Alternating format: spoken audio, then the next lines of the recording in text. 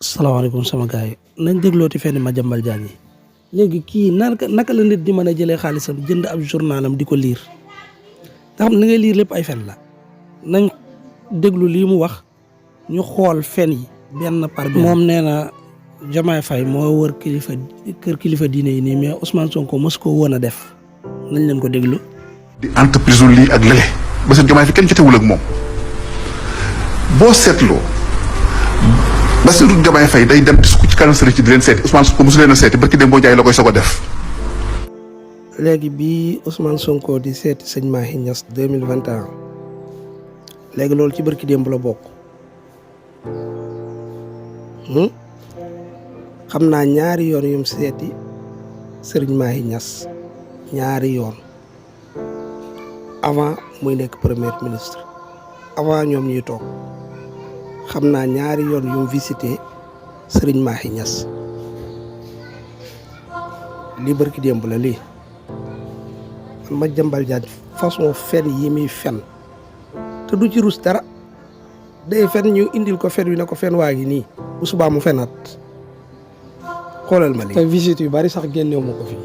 Serigne Maodo Sy Serigne Cheikh Saliou ak yeneen visite yi nga xam ne def na ko yu bari yoo xam ne def na ko ci biir Touba def na ko ñëw ci Serigne Mountakha léegi nag ku mel nii ku ñàkk honnêteté nii naka la nit di jëndee ay mbindam di ko liir ne yow li ngay liir bis bu nekk ay fen la. moom defatul journalisme ay règlement de compte lay def business lay def fen guddi bëccëg saa suñ génnee aw fenam bu xëyee wane ne fen wu bees wu piir wam fenoon démb. léegi lii naka la nit ku bëgg dëgg di demee di jënd journalam naka la nit ku bëgg dëgg mën a jël 1 heure de temps di ko seetaan ab émission yàlla xam na ne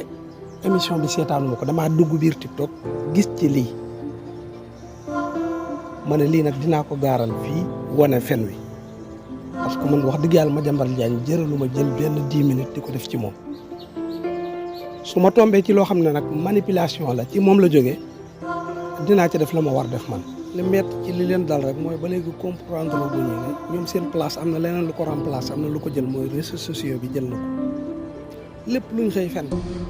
jërul nga soxla woo ab rajo di la ko démentiral wala ab télé da nga ñëw fii ci YouTube wala nga dem fee ca TikTok nga gis ñu démentir ko démentir bu leer nañ. parce que Sonko mu wax dëgg yàlla xam nañ ko ci biir kër kilifa diine yi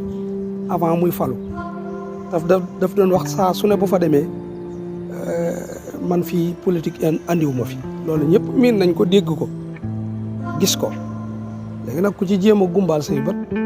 kooku ak nifaax rek muy ak naafiq moo nekk ci yow. léegi bii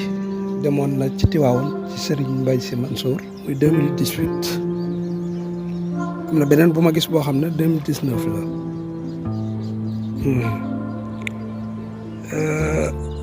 gis nga image yaa ngi ni photo yi boo gisee rek am na lu yàgg. mais nit bu ñàkkee honnêteté lépp lu mu mën a def pour dund lu mu salte loolu lay def bu mënee fen pour dund day fen pour dund bu mënoon a rey nit pour dund sax parce que bokk na ci rey nit waxal yenn yi gor ba mu xëy dee wala waxal yenn yi gor tam am njaboot am ay soppe toujours nga nekk ci deram di fen loolu mën naa rey nit. duñ jàpp ne rek rey nit mooy nga jël paaka wala nga jël jaasi cor ko non non sa xalima mën nga ci rey nit xam nañu yàlla musal ci ñu mel nii. bii 2018 la woon waa am na beneen bu ma gis muy bii